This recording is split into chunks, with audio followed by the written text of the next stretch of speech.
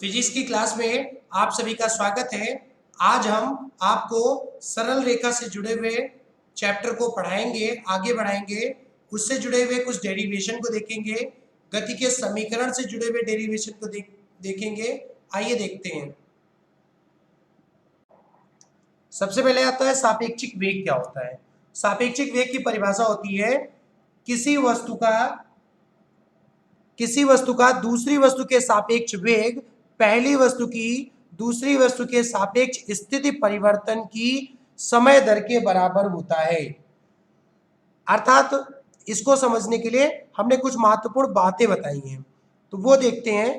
पहली है note number 1 में, यदि दो वस्तुएं ए तथा बी वेक्टर वी ए तथा वेक्टर वी बी वेग से गति कर रही हैं, तो वस्तु ए का वस्तु बी के सापेक्ष आपेक्षिक वेग क्या होगा। तो ये हो जाएगा वेक्टर वी ए बी बराबर vector V A minus vector V B. दूसरी बात आ जाती है, जब दो वस्तुएं समान दिशा में गतिमान हों, अर्थात इनकी दिशा एक ही ओर हो। अर्थात ये हम कह सकते हैं कि ये देखिए, एक वस्तु ये है, दूसरी वस्तु ये है, दोनों की दिशा क्या है, एक ही ओर है, अर्थात समान दिशा में है। तो हम ये कह सकते हैं कि वी ए बी बराबर V A minus V B. दूसरी बात आ जाती है कि यदि वस्तुएं विपरीत दिशा में हो, अर्थात इसकी दिशा ऐसे हो, दूसरे की दिशा अपोजिट हो, तो इसका मतलब है कि वी ए बी बराबर V A plus V B. इसके बाद आ जाता है मुक्त रूप से गुरुत्व के अंतर्गत गिरते हुए किसी पिंड के गति का समीकरण। इसका मतलब क्या होता है, मान लीजिए कोई एक वस्तु है, वो गिरना प्रारंभ करती है, तो यहाँ ऊपर से लेके नीचे तक आती है। ऊपर से लेके नीचे तक आती है तो वो, हाँ एक चीज बता दें आपको, देखिए कोई वस्तु एक्स अक्ष में काम कर रही है, एक्स अक्ष में काम करेगी तो यहाँ पर त्वरण काम करता है। लेकिन जब कोई वस्तु ऊपर से नीचे की तरफ काम करती है तो वहां पे गुरुत्वीय त्वरण काम करता है। एक चीज और आपको बताते चले, तो ये बता दें आपको कि जब कोई वस्तु एक्स अक्ष में काम करता है तब गति के समीकरण v बराबर u प्लस ए टी होता है। लेकिन जब कोई वस्तु ऊपर से नीचे की तरफ आता है तो वहां पे गुरुत्वीय त्वरण धनात्मक होता है, अर्थात ए की जगह हम लोग क्या लिख सकते हैं, प्लस का जी। तो वहां पे समीकरण क्या हो जाता है, v बराबर u प्लस जी टी हो जाता है। दूसरा होता है समीकरण s बराबर U T plus half A T square. तो यहां पे समीकरण क्या हो जाएगा, देखिए एक्स अक्ष में दूरी को प्रदर्शित जो चीजें करती हैं वो वाई अक्ष में ऊंचाई को प्रदर्शित करती है, ऊंचाई को प्रदर्शित करती हैं। अर्थात h बराबर हो जाता है U T plus half G T square. अर्थात जो चीजें एक्स अक्ष में दूरी को प्रदर्शित करेंगी वो वाई अक्ष में ऊंचाई को प्रदर्शित करती हैं। तीसरा जो समीकरण होता है वो होता है वी स्क्वायर बराबर यू स्क्वायर प्लस 2as। लेकिन जब कोई वस्तु ऊपर से नीचे की तरफ आती है तो वहां पे समीकरण हो जाता है वी स्क्वायर बराबर you square minus you square plus 2gh। अर्थात समीकरण पहले होता है वी स्क्वायर बराबर यू स्क्वायर प्लस 2as, यहां पे समीकरण हो जाएगा वी स्क्वायर बराबर यू स्क्वायर प्लस 2gh। यही स्थिति यदि कोई वस्तु नीचे से ऊपर की तरफ जाएगा तो वहां पे गुरुत्वीय त्वरण ऋणात्मक होता है, तो वहां पे समीकरण क्या होगा, तो पहला समीकरण v बराबर u प्लस ए टी होता है, तो समीकरण में संशोधन में क्या आ जाएगा, v बराबर u माइनस जी टी हो जाएगा। दूसरा समीकरण होता है s बराबर U T plus half A T square होता है, तो यहाँ पे समीकरण होगा h बराबर U T minus half G T square. तीसरा समीकरण होता है v स्क्वायर बराबर यू स्क्वायर प्लस 2as। यहाँ पे समीकरण क्या हो जाएगा, यहाँ पे होगा v स्क्वायर बराबर यू स्क्वायर माइनस 2gh। ये मुक्त रूप से किसी पिंड को नीचे से ऊपर की तरफ जाता है तो गुरुत्वीय त्वरण का मान ऋणात्मक होता है। आप देखते हैं जब कोई वस्तु नीचे की तरफ गिरती है तो गुरुत्वीय त्वरण की वजह से नीचे की तरफ गिरती है, अर्थात पृथ्वी हर एक वस्तु को अपनी ओर आकर्षित करती है। न्यूटन ने इसी चीज को बताया था। पहला प्रश्न है, एक कार सर्वप्रथम 5 किलोमीटर की दूरी एक कार सर्वप्रथम 5 किलोमीटर की दूरी पूर्व दिशा में तय करती है, तत्पश्चात 12 किलोमीटर की दूरी उत्तर दिशा में तय करती है। कार द्वारा तय की गई कुल दूरी तथा विस्थापन ज्ञात कीजिए। दिशाओं के बारे में बता दें, एक चित्र हमने बनाया है।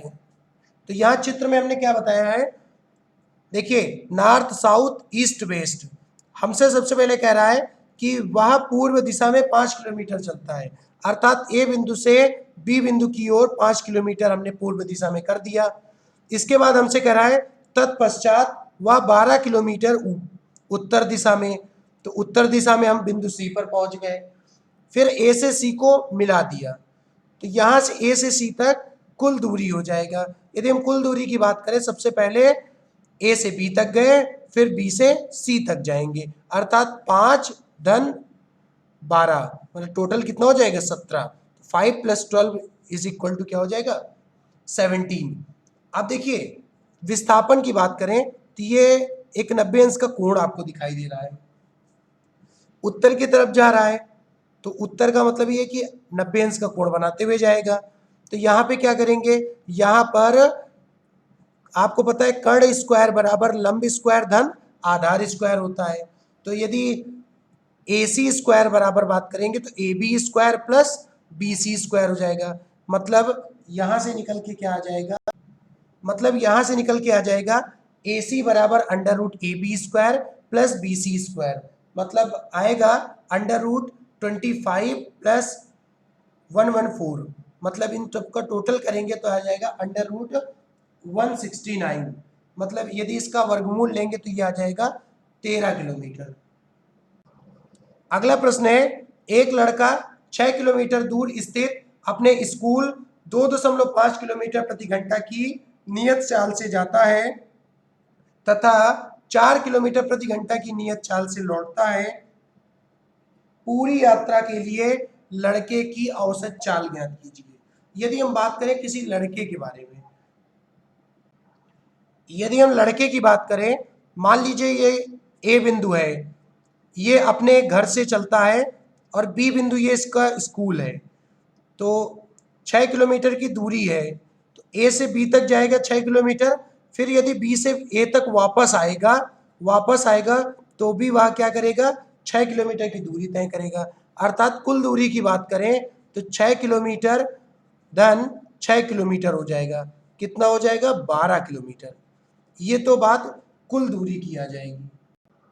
इसके बाद यदि बात करें कुल लगा समय, तो कुल लगा समय क्या हो जाएगा, तो कुल लगा समय आपको बता दें कि कुल लगा समय की जब बात करेंगे तो आपको पता है कि चाल बराबर दूरी बटे समय होता है, लेकिन जब बात करेंगे समय की, तो समय की जब बात करेंगे तो समय अलग अलग, जाने की बात करेंगे और आने की बात करेंगे। तो जाने में क्या करेंगे, दूरी बटे समय तो दे रखी है, हमसे कह रहा था कि यदि कुल दूरी की बात करें तो 6 है, 6, यदि हम कुल दूरी की बात करेंगे तो कुल दूरी क्या हो जाएगा, यदि हम लगे समय की बात कर रहे हैं, हम समय की बात करेंगे तो दूरी 6 किलोमीटर है और स्पीड हम लोग आ रहे थे 2.5, लौट के जब आए तो 6 किलोमीटर की दूरी थी, तब स्पीड थी 4 किलोमीटर प्रति घंटा। यदि हम इसका कैलकुलेशन करेंगे, यदि इसका हम कैलकुलेशन करेंगे तो ये आ जाएगा, दशमलव हटेगा 0 बढ़ जाएगा, तो 60/25 प्लस 6/4 कैलकुलेशन करेंगे तो आ जाएगा 3.9 घंटा। यदि हम औसत चाल की बात करेंगे, औसत चाल बराबर होता है कुल दूरी बटे कुल समय। कुल दूरी हमारी कितनी है, तो कुल दूरी हमारी है 12 किलोमीटर, 12 किलोमीटर ही हमारी कुल दूरी है, और कुल समय हमारा है 3.9 घंटा। तो यदि हम इसका कैलकुलेशन करेंगे, दशमलव हटाएंगे 0 बढ़ेगा, तो यहाँ से आ जाएगा 40/13, तो यह आ जाएगा 3.08 किलोमीटर प्रति घंटा। अगला सवाल है, एक कण 7 मीटर त्रिज्या के एक अर्धवृत्ताकार पथ पर गतिमान है। कण द्वारा एक अर्धवृत्ताकार पथ को पूरा करने पर चली गई दूरी तथा विस्थापन ज्ञात कीजिए। देखिए हमने चित्र बनाया है, ये अर्धवृत्ताकार है, यहाँ पे इसकी त्रिज्या दे रखी है 7 मीटर, ए और बी इसका पूरा व्यास है। यदि हम सबसे पहले कुल दूरी की बात करें तो कुल दूरी कैसे आएगी, तो कुल दूरी क्या आएगी, वस्तु द्वारा चली गई कुल दूरी की बात करें, वस्तु द्वारा चली गई कुल दूरी बराबर अर्धवृत्ताकार पथ की लंबाई। तो ये क्या हो जाएगा, ये हो जाएगा 1/2 गुणे परिधि। तो परिधि क्या हो जाएगा, तो परिधि आपको पता है कि परिधि का यदि सूत्र होता है, वृत्त के परिधि का सूत्र होता है 2πr। तो ये आ जाएगा 1/2 गुणे 2πr। कैलकुलेशन करेंगे तो यहाँ से 2 से 2 कैंसिल हो जाएगा, तो बचेगा क्या, पाई आर। पाई का मान रख देंगे, आर का मान रख देंगे, तो ये 22 मीटर आ जाएगा। इसके बाद कण के विस्थापन के परिमाण की बात करें तो कण के विस्थापन का परिमाण अर्धवृत्ताकार पथ पर बिंदु ए से बी के बीच की दूरी, अर्थात कुछ ऐसा ही है चित्र, ऐसे अर्धवृत्ताकार बना हुआ है, ए और बी इन दोनों के बीच की दूरी हो जाएगा। तो इन दोनों के बीच की दूरी का मतलब होता है ये व्यास को प्रदर्शित करेगा, अर्थात इसका मान किसके बराबर होगा, 2r क्यों होगा। तो यहाँ पे हम क्या करेंगे, 2r रख देंगे, r की जगह मान रख देंगे 7, इसका मान आ जाएगा 14 मीटर। अगला प्रश्न है, एक कण ऋजु रेखा में गतिमान है, यह मूल बिंदु से प्रारंभ करके प्लस x अक्ष के अनुदेश 10 मीटर चलता है, इसके पश्चात यह विपरीत दिशा में 5 मीटर चलता है, अंत में कण द्वारा चली गई दूरी तथा विस्थापन ज्ञात कीजिए। अर्थात हम ये कह सकते हैं कि यदि हम बात करें x अक्ष पे, सबसे पहले a बिंदु से कोई वस्तु b बिंदु पे पहुंचता है, फिर इसके बाद में हम बात कर रहे हैं, फिर हमसे कह रहा है कि b बिंदु से वापस लौट आता है, कहाँ पे आ जाता है, c बिंदु पे आ जाता है। तो कुल दूरी बताइए, तो कुल दूरी क्या हो जाएगा, a से b तक पहले गए, फिर b से c तक जाएंगे, अर्थात यहाँ पे क्या आ जाएगा, AB प्लस BC, मतलब A से B की तरफ आएंगे, तो हम ये टोटल कह सकते हैं कि 10 मीटर प्लस 5 मीटर हो जाएगा, टोटल कितना हो जाएगा, 15 मीटर हो जाएगा। यदि विस्थापन की बात करें तो पहले 10 मीटर, हमसे कह रहा है विपरीत दिशा में, अर्थात यहाँ से लेके पहले ऐसे 10 मीटर गया, फिर वापस यहाँ तक 5 मीटर आ गया, तो कितना विस्थापन हुआ। तो हम क्या करेंगे, कुल दूरी में से जो दूरी आपने तय कर लिया उसको घटा देंगे, तो ये इसका विस्थापन आ जाएगा। तो 10 मीटर की दूरी तय किया था, 5 मीटर की दूरी वापस विपरीत दिशा में तय कर लिया, तो विस्थापन इसका क्या बचेगा, 5 मीटर। अगला सवाल है, एक कार एक सीधी सड़क के अनुदिश 120 किलोमीटर प्रति घंटा की चाल से गतिमान है, ब्रेक लगाने पर यह 250 मीटर की दूरी के अंतर्गत विराम में आ जाती है, कार के मंदन की गणना कीजिए तथा समय भी ज्ञात कीजिए जिसमें यह विरामावस्था में आ जाती है। तो देखिए प्रारंभिक वेग दे रखा है 120 किलोमीटर प्रति घंटा। अब देखिए यदि हम इसको, क्योंकि ये मीटर में दे रखा है, तो इसको मीटर प्रति सेकंड में बदलेंगे तो ये क्या आ जाएगा, 5/18। तो कैलकुलेशन करेंगे तो क्या आ जाएगा, 33.33 मीटर पर सेकंड। देखिए इसका अंतिम बिंदु क्लियर नहीं है, जब किसी वस्तु का अंतिम बिंदु क्लियर नहीं होता है तो अंतिम वेग का मान क्या हो जाता है, 0 हो जाता है। एस हमें दे रखा है, दूरी दे रखी है 250 मीटर।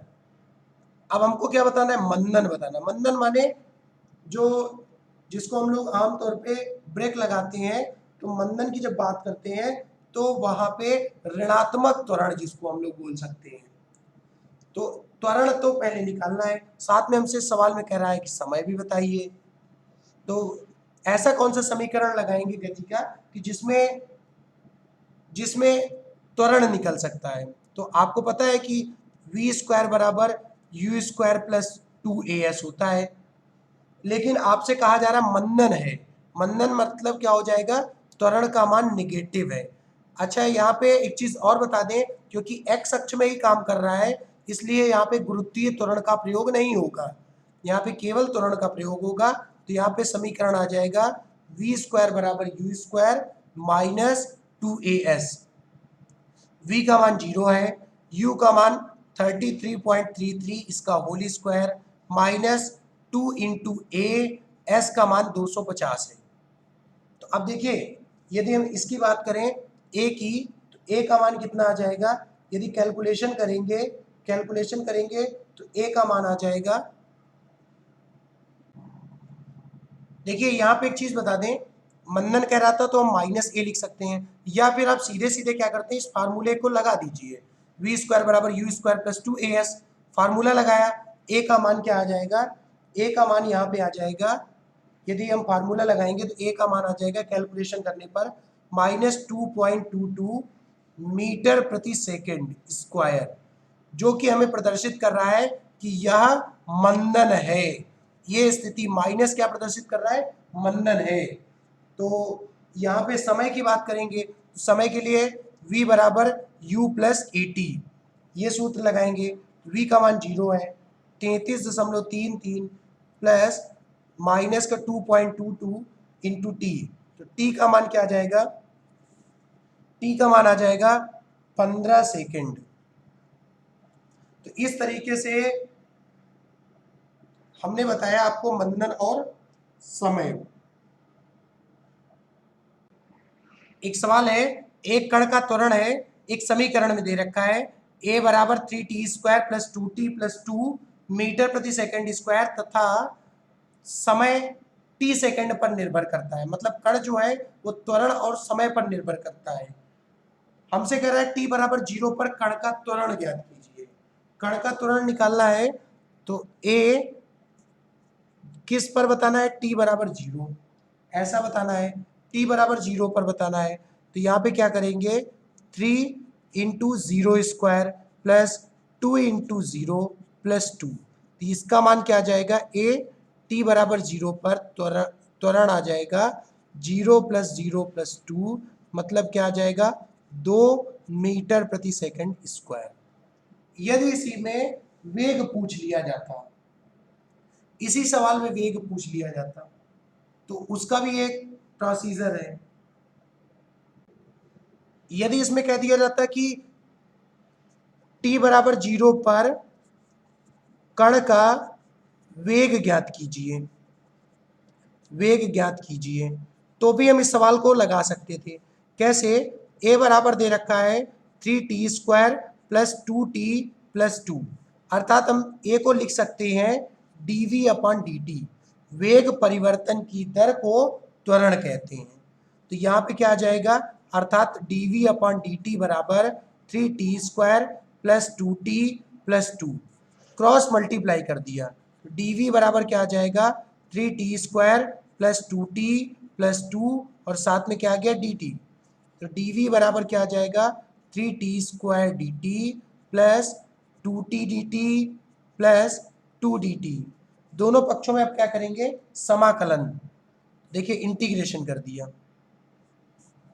ऐसे आपको बताया कि जब भी कभी भी इंटीग्रेशन x की पावर n dx लिखा रहता है, मतलब जो वेरिएबल पहले हो वही वेरिएबल d के साथ में हो, इसका फार्मूला होता है x की power n plus 1 upon n plus 1। तो यहाँ पे इंटीग्रेशन dv, ये भी आपको बताया था कि जब भी कभी भी किसी की पावर कुछ साथ में वेरिएबल ना लिखा हो तो इसको 1 मान लेते हैं, अर्थात इंटीग्रेशन v की पावर 0 लिख देते हैं और साथ में dv आ जाता है, तो ये v की पावर 0 प्लस 1 अपॉन 0 प्लस 1, तो ये आ जाएगा v। तो देखिए इसका तो v आ गया, ये क्या आएगा, 3 बाहर कर दिया हमने, t स्क्वायर dt प्लस 2 बाहर कर दिया t dt प्लस 2 बाहर कर दिया तो केवल क्या आ गया dt। देखिए वे v हो गया, ये 3, ये देखिए x की पावर n dx, इसका फार्मूला होता है x की power n plus 1 upon n plus 1, तो ये क्या आ जाएगा t की पावर 2 प्लस 1 माने 3 बटे 3 प्लस 2t²/2 प्लस 2t। तो यहाँ से v बराबर क्या आ जाएगा, ये कैंसिल हो जाएगा, ये कैंसिल हो जाएगा, तो t की power 3 plus t² plus 2t। यदि हम कह देते हैं कि t बराबर 0 पर वेग, t बराबर 0 पर वेग, तो ये क्या आ जाता है, v tending t is equal to 0। तो t की जगह 0 मान रखेंगे तो सबका मान कितना आ जाता, 0। यही इसका आंसर।